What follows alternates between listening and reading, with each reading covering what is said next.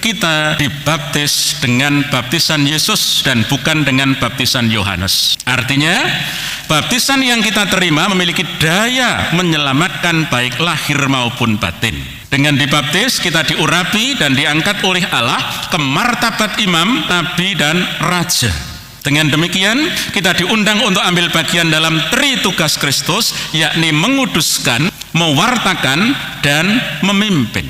Oleh karena itu, dimanapun Anda berada, mari kita amalkan 3 tugas tersebut dalam kehidupan nyata, dalam keluarga, dalam masyarakat sekitar, supaya sukacita Allah sungguh-sungguh terwujud di antara kita. Dengan demikian, kita orang-orang yang telah dibaptis ini menjadi perpanjangan kehadiran Allah yang membawa sukacita untuk siapa saja. Putri Sion, nyanyilah, sorak Yerusalem, mari sambut Rajamu, Raja damai, terimalah. Putri Sion, nyanyilah, sorak Yerusalem. Dalam nama Bapa dan Putra dan Roh Kudus. Amin. Semoga rahmat Tuhan kita Yesus Kristus, cinta kasih Allah, dan persekutuan Roh Kudus bersamamu.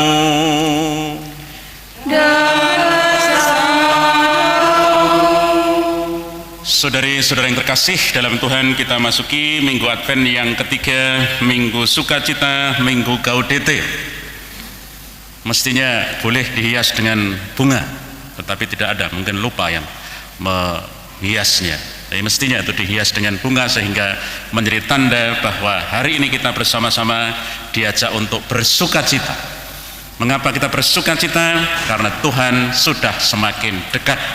Maka digambarkan dengan lilin Advent atau lilin lingkaran Advent 3 sudah menyala, menandakan bahwa terang Tuhan semakin jelas. Maka mari kita menyiapkan diri kita untuk masuki perayaan kudus ini. Saudari-saudara, marilah mengakui dosa-dosa kita supaya kita layak merayakan misteri suci ini. Kita ungkapkan tobat kita bersama-sama. Saya mengaku kepada Allah yang Maha Kuasa dan kepada saudara sekalian bahwa saya telah berdosa dengan pikiran dan perkataan, dengan perbuatan dan kelalaian. Saya berdosa, saya berdosa, saya sungguh berdosa. Oleh sebab itu saya mohon kepada Santa Perawan Maria, kepada para malaikat dan orang kudus, dan kepada saudara sekalian, supaya mendoakan saya kepada Allah Tuhan kita. Semoga Allah yang Maha Kuasa mengasihani kita, mengampuni dosa kita, dan mengantar kita ke hidup yang kekal. Amin. Marilah kita berdoa.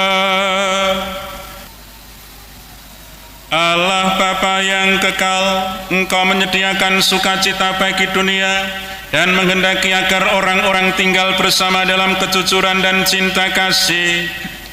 Kami mohon nyalakanlah cinta kasih-Mu bila kami mendengarkan sabda-Mu, dan utuslah kepada kami duta kasih setia-Mu dalam diri Yesus saudara kami, sumber harapan semua orang. Dialah Tuhan dan pengantara kami, yang hidup dan berkuasa bersama Dikau dalam persatuan Roh Kudus, Allah sepanjang segala masa. Amin.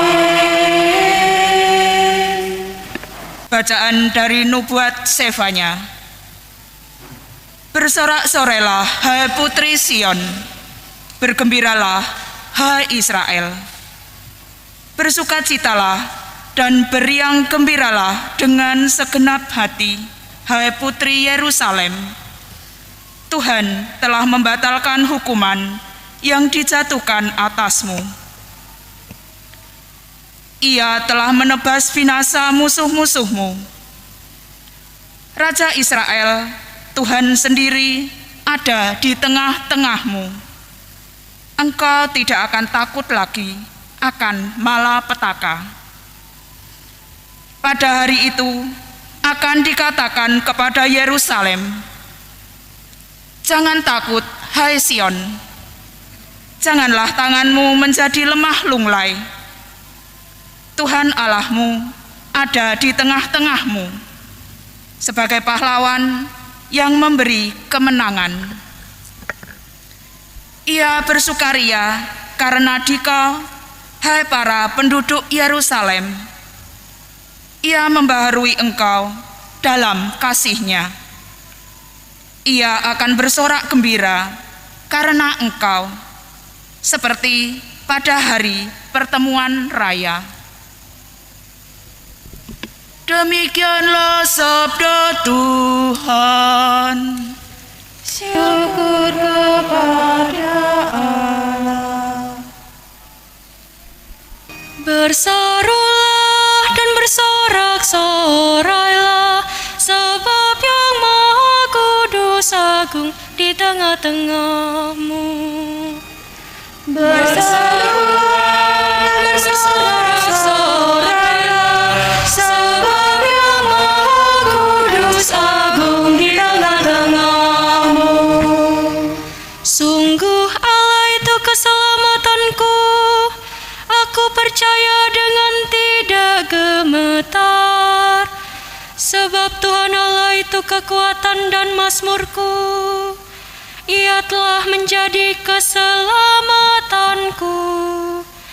Maka kamu akan menimba air dengan kegirangan dari mata air keselamatan. Berserulah dan bersorak-sorailah, sebab Yang Maha Kudus agung di tengah-tengahmu. Bersyukurlah kepada Tuhan, panggillah nama-Nya, beritahukanlah karya-Nya di antara bangsa-bangsa. Masyurkanlah bahwa nama-Nya tinggi luhur.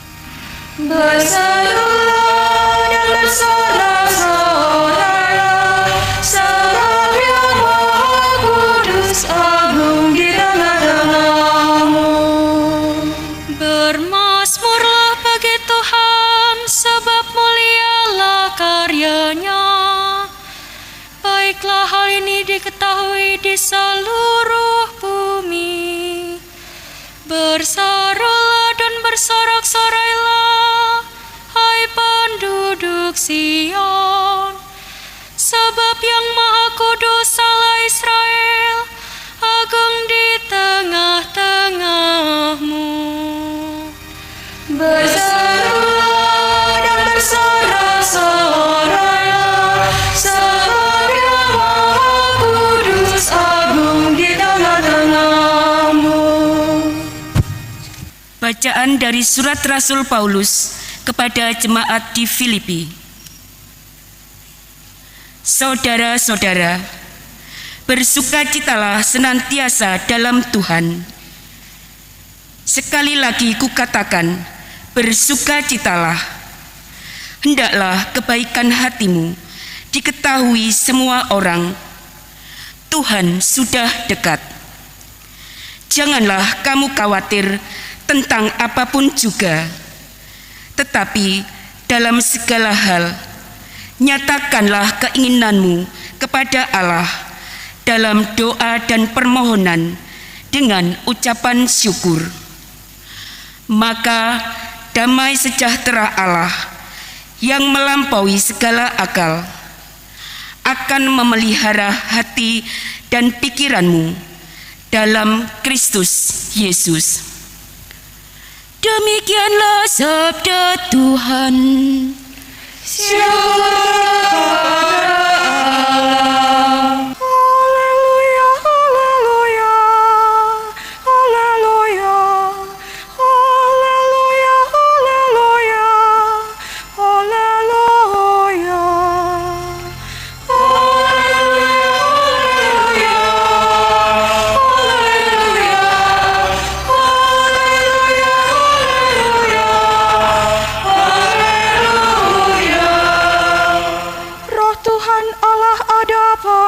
aku.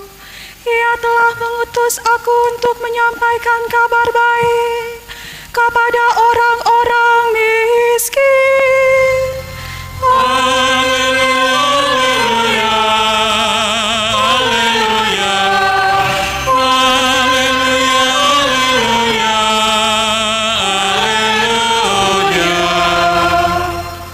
Tuhan bersamamu.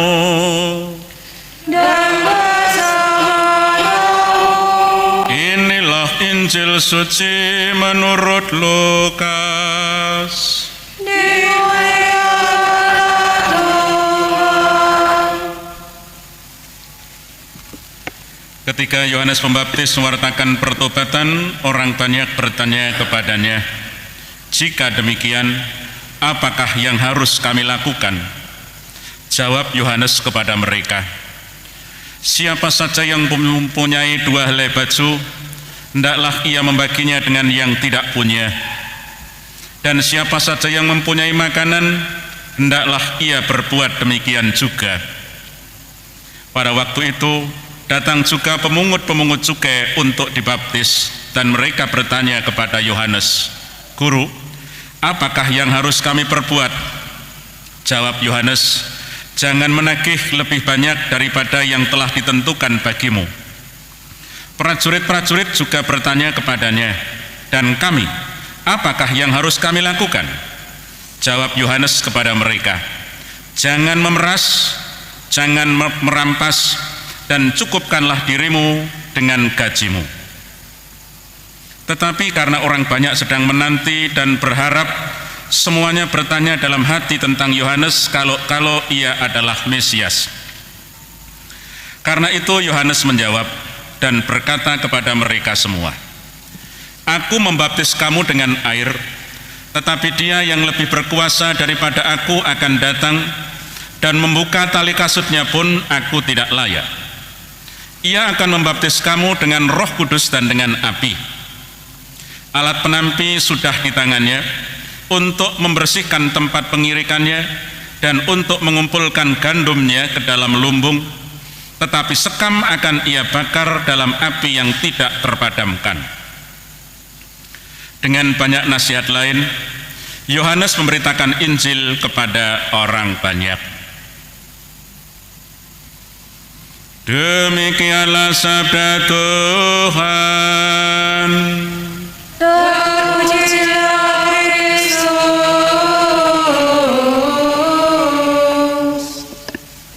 Saudari-saudara yang terkasih dalam Tuhan, sukacita adalah salah satu suasana kerajaan Allah, suasana kerajaan surga. Dan pada minggu Advent yang ketiga ini, kita diajak untuk bersukacita. Mengapa kita harus bersukacita? Nabi Zefania kepada umat Israel menyampaikan 2 alasan. Alasan yang pertama, dosa-dosa mereka telah diampuni. Dan alasan yang kedua, Tuhan berada di tengah-tengah mereka. 2 alasan inilah yang disampaikan oleh Zefania kepada umat Israel. Bersorak-sorailah hai putri Sion, bergembiralah hai Israel, bersukacita dan beriarialah dengan segenap hati hai putri Yerusalem. Tuhan telah menyingkirkan hukuman yang dijatuhkan atasmu, dan musuh-musuhmu dibinasakan. Jangan takut, karena Tuhan ada di tengah-tengahmu. Sementara Santo Paulus menyampaikan alasan kenapa harus bersukacita. Menurut Santo Paulus, kita diajak untuk bersukacita karena Tuhan sudah dekat. Saudara-saudara, bersukacitalah senantiasa dalam Tuhan. Aku katakan sekali lagi kepadamu, bersukacitalah, Tuhan sudah dekat. Senada dengan Nabi Zefania, Yohanes Pembaptis menegaskan bahwa untuk mengalami sukacita, orang perlu membaharui diri. Orang perlu bertobat. Dan untuk mengingatkan atau mengajak orang untuk bertobat, Yohanes menyampaikan warta yang terdengar sangat keras dengan sangat pedas. Dia katakan, "Hai kamu keturunan ular beludak, siapa yang mengatakan kepada kamu supaya melarikan diri dari murka yang akan datang?" Dan sungguh luar biasa, karena warta Yohanes Pembaptis ini berhasil menggetarkan hati orang. Terbukti ada 3 kelompok yang datang kepadanya. Kelompok yang pertama, orang banyak. Kemungkinan mereka ini adalah orang kaya. Kelompok yang kedua, para pemungut cukai. Dan yang ketiga, para prajurit. Jadi ketika kelompok ini mendengarkan warta Yohanes yang terdengar keras dan pedas itu, dan datang kepadanya dengan sebuah pertanyaan, apa yang harus kami perbuat? Apa yang harus kami lakukan?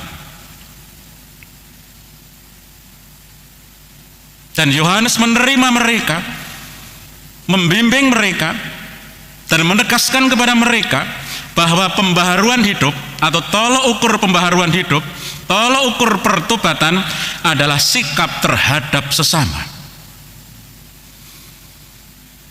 Artinya, pembaharuan hidup harus berdampak positif terhadap orang lain, terhadap sesama.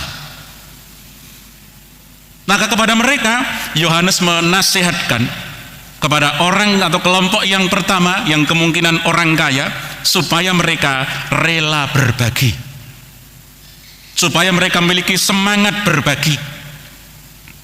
Kepada para pemungut cukai, dia mengajak supaya jujur, tidak melampaui batasan, jangan menagih melebihi dari yang telah ditentukan. Dan kepada para prajurit, ia menegaskan supaya bertindak adil, jangan memeras, jangan menindas, cukupkanlah dengan gaji.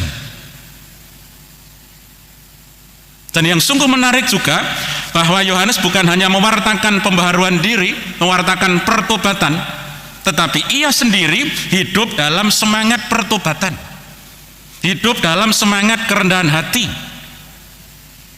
Hal ini tampak dengan jujur ia mengakui dirinya bukan Mesias, bahkan ia merasa tidak layak untuk mewakilinya. Membuka tali kasutnya pun aku tidak layak. Apa maksudnya? Ini agak sedikit aneh dalam budaya kita, tetapi dalam budaya saat itu memang terjadi begitu.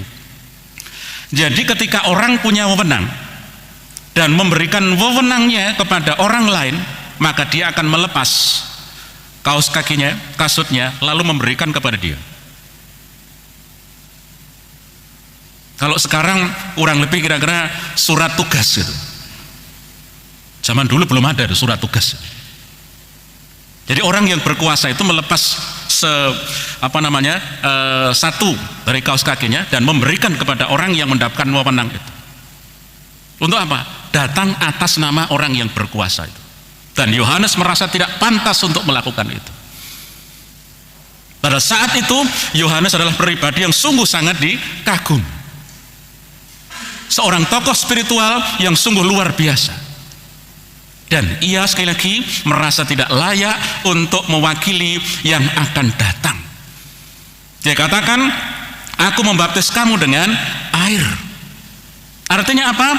Baptisan Yohanes tidak hanya mengantar orang kepada sikap tobat. Baptisan Yohanes tidak mampu menyelamatkan.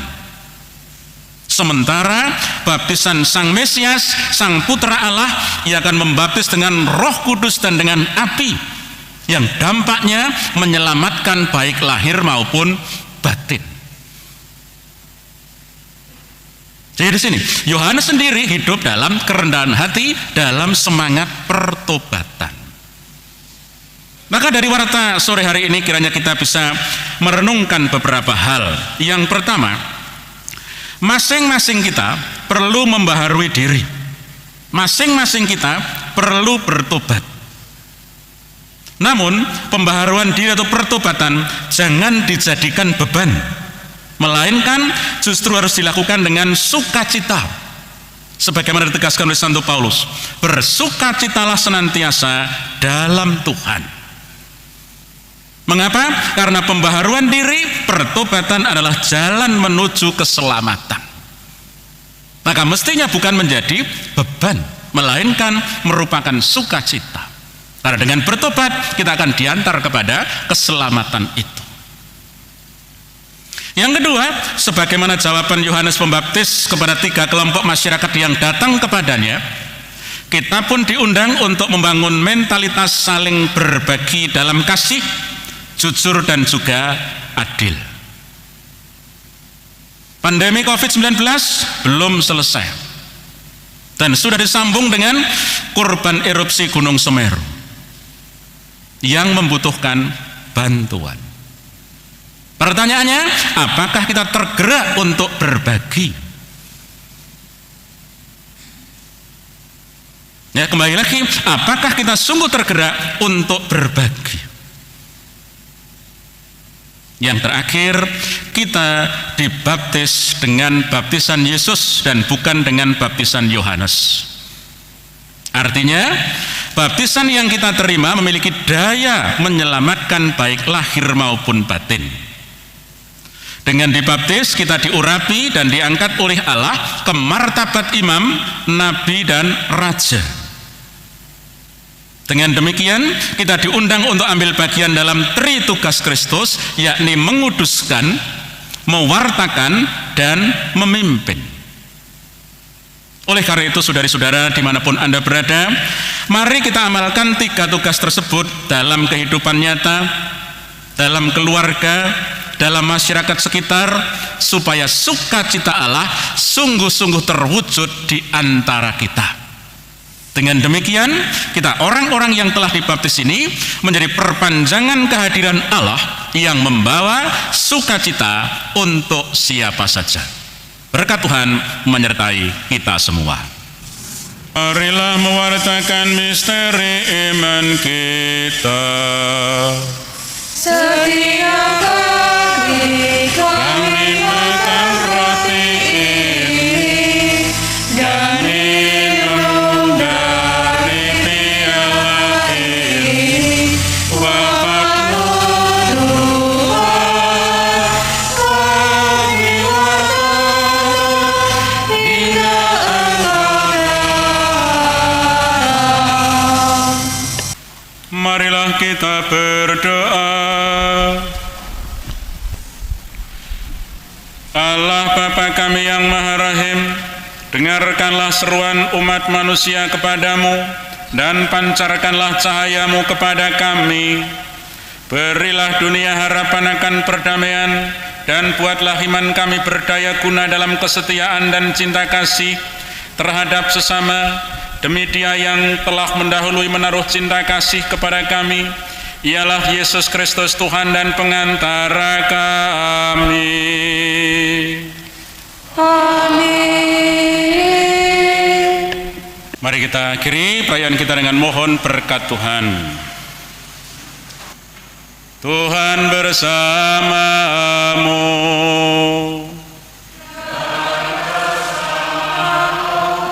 Semoga Allah yang Maha Kuasa memberkati saudari-saudara sekalian, Bapa dan Putera dan Roh Kudus. Amin. Saudari-saudara, pergilah, misa sudah selesai. Syukur pada Allah.